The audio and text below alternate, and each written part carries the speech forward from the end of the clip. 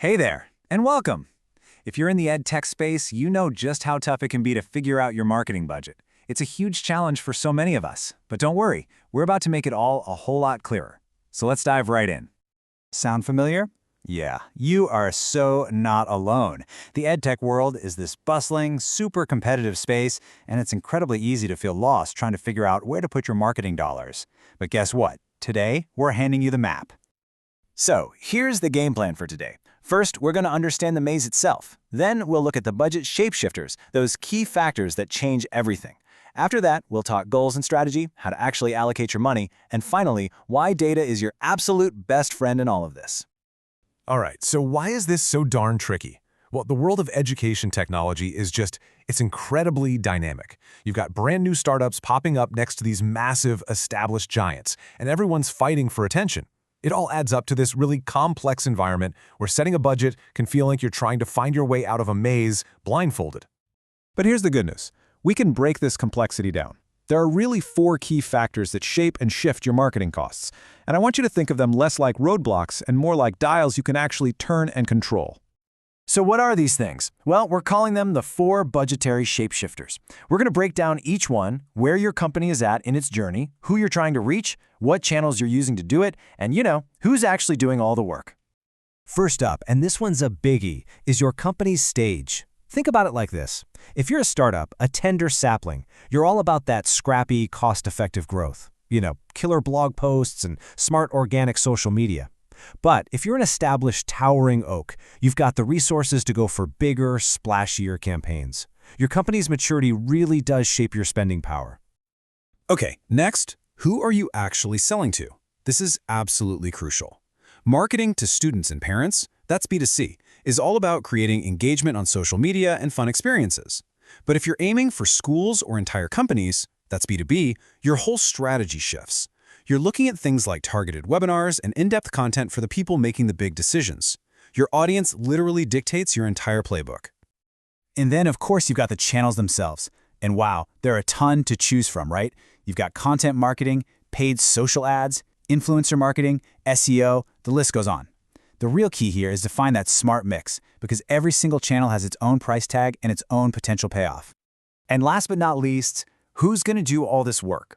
Building your own team in-house gives you amazing control over your brand, but you've got salaries and benefits to think about. On the other hand, hiring an agency gets you instant expertise, but it can cost more and you have to be crystal clear on your goals.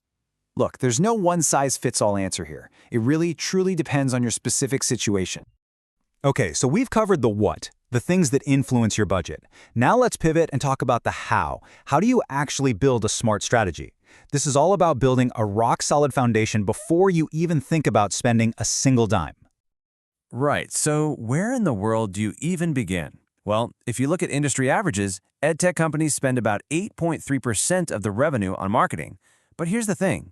You got to treat this number like a compass, not a concrete rule. It's a useful benchmark for sure, but your number is going to depend on all those shapeshifters we just discussed.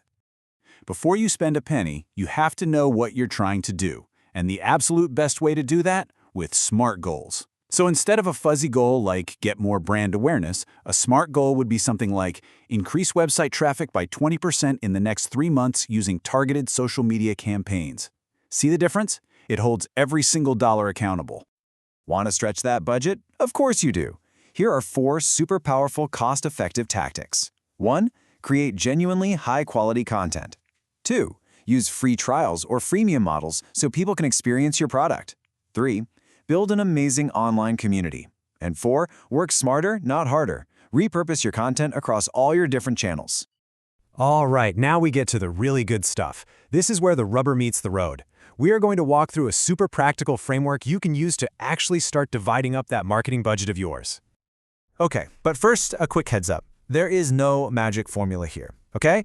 This isn't going to work for every single person out there. Think of this as a strategic framework, a starting point that you can, and honestly, you should, tweak for your own unique needs. So here's a great 3-part framework to get you started. Put the biggest piece of the pie, about 40 to 50%, into your foundation. That's your website, SEO, content, the essentials.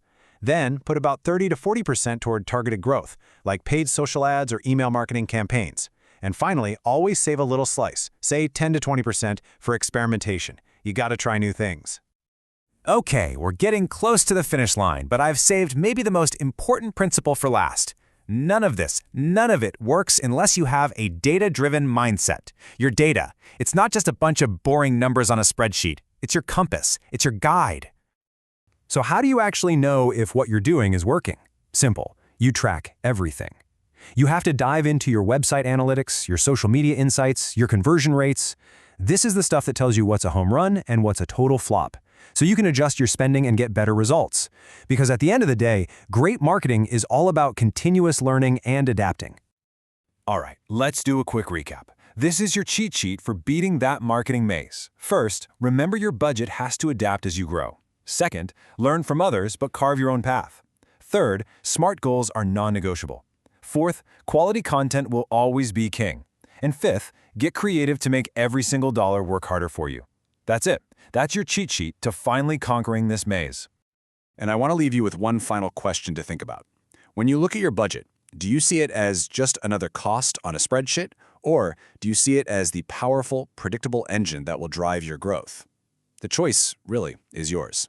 Thanks so much for tuning in.